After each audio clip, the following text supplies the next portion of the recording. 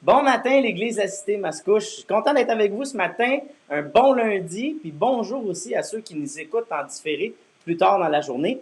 Bienvenue à Ça part bien la semaine. Aujourd'hui, on regarde un nouveau sujet. Les 3 dernières fois, on a eu Pasteur David, Jonathan et moi-même qui avons parlé du repos.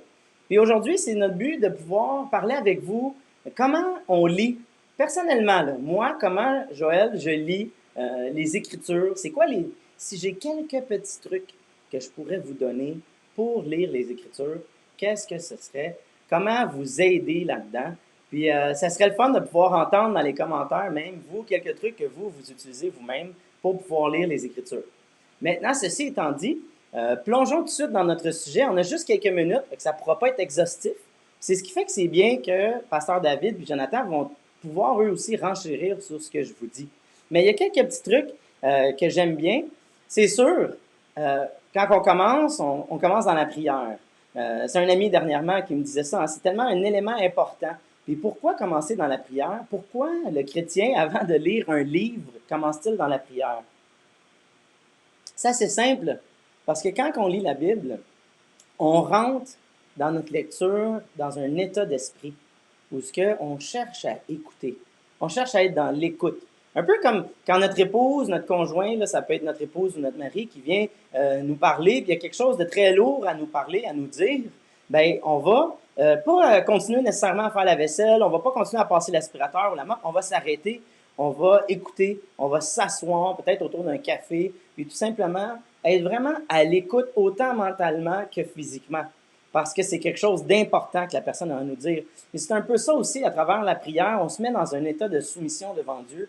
Et à chaque jour, on dit, Seigneur, si telle est ta volonté, parle-moi. Si tu as quelque chose à me dire, quelque chose à me montrer. Donc, on est dans une position d'écoute quand on lit les Écritures.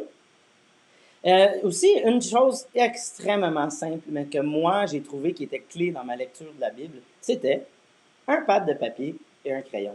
C'est vraiment niaiseux, mais c'est tellement important. Il n'y a pas une note qui est trop niaiseuse. Tout comme dans un cours, il n'y a pas une question qui est trop niaiseuse. Il faut écrire. Puis quand on écrit, on met ces pensées-là sur papier, puis on peut y revenir par après. Avez-vous déjà eu ce sentiment d'avoir lu quelque chose puis d'oublier ce que vous avez lu? Ben, des notes peuvent être très, très importantes pour nous aider, aider notre mémoire, aider notre réflexion, puis aider aussi à coudre tout ce qu'on lit ensemble. Ensuite, c'est sûr qu'il faut être bien accompagné. La Bible demeure un livre ancien. Il y a des parties qui sont plus vieilles que d'autres, plus complexes. Puis il y a différents styles dans la Bible. Il y a du narratif, il y a du légal, il y a des lettres, il y a de la poésie hébraïque en plus, qui est très loin de notre style de poésie aujourd'hui. Il y a même un style de livre qui est apocalyptique, dont une partie du livre de Daniel et bien sûr le livre de l'Apocalypse, le dernier livre de la Bible, qui est vraiment un style qui est propre au premier siècle, avec les Juifs qui utilisaient énormément ce style littéraire.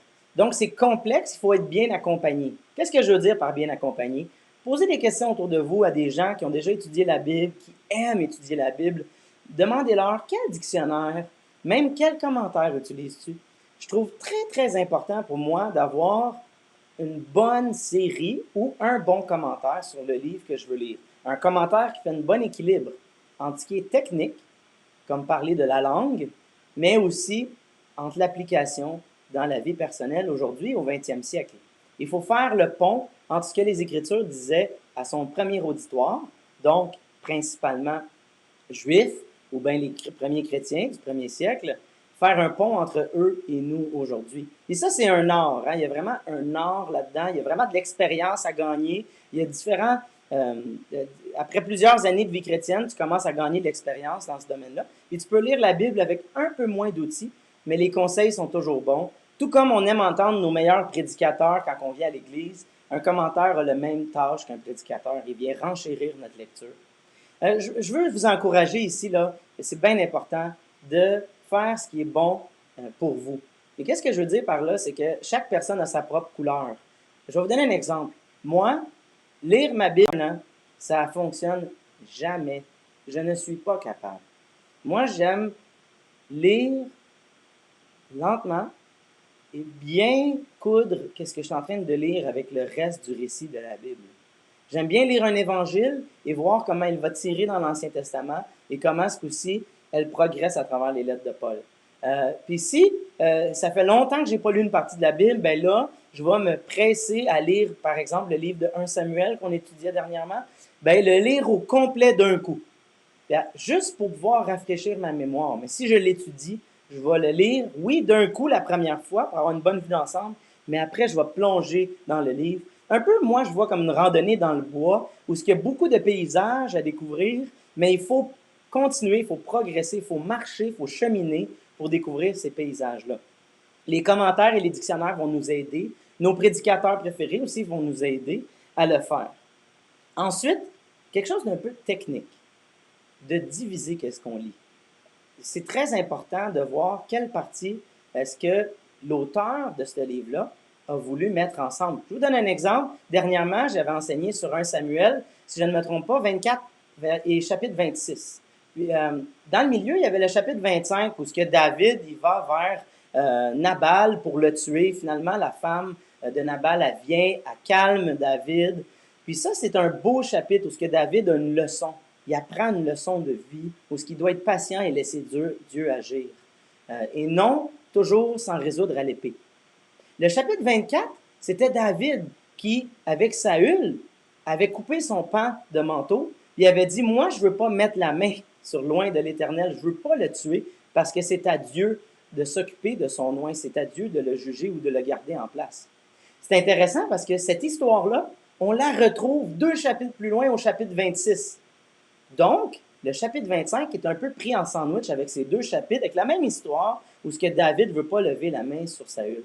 Qu'est-ce que ça nous dit, nous, comme lecteurs? Ça nous dit que ce que David avait dans son cœur au chapitre 24, de ne pas tuer Saül, c'est pas quelque chose, c'est pas une attitude, c'est pas une compréhension de la vie qu'il faut prendre pour acquis. Dès que le chapitre 25 arrive, David retourne dans ses vieilles habitudes, puis il décide de prendre les choses en main, apprend sa leçon avec la femme Abigail, pour arriver au chapitre 26, se retrouver une nouvelle fois encore devant Saül. Et là, il se souvient, c'est pas à moi de prendre les choses en main. Et il fait la même chose qu'il avait appris au chapitre 24 et au chapitre 25.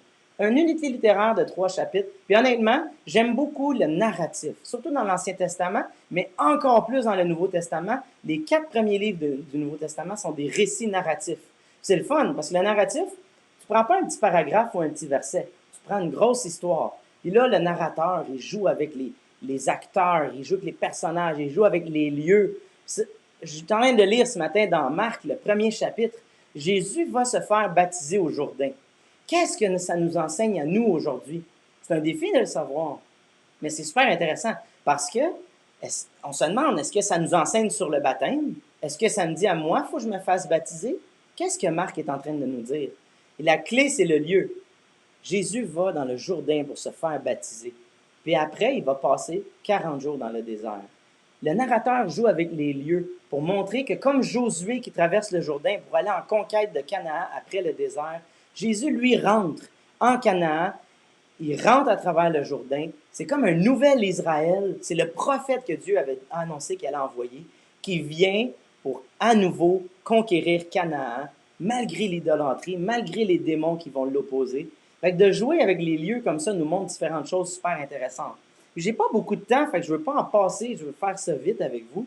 Mais je veux dire un petit mot aussi sur les lettres. Les lettres de Paul sont super intéressantes, mais ça peut être hyper difficile à lire. Romains, par exemple. Vous prenez juste un autre exemple, Éphésiens.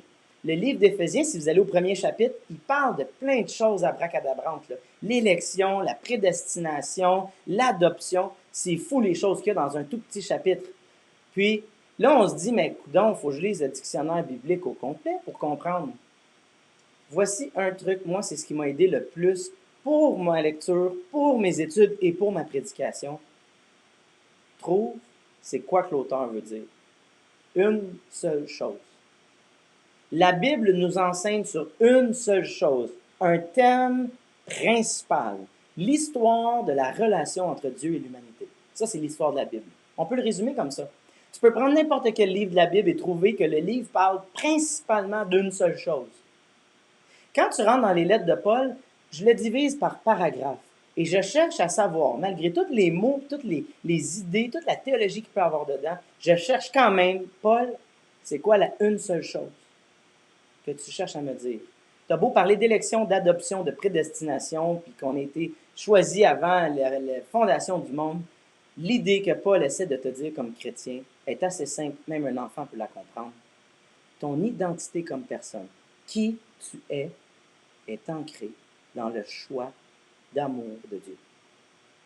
C'est tout simplement ça. Que tu comprennes l'adoption, la prédestination ou non, tu es capable de comprendre que parce que Dieu t'a choisi et t'aime, tu es un enfant de Dieu. Il y a plein d'autres choses que je pourrais dire, mais je veux juste vous dire ceci.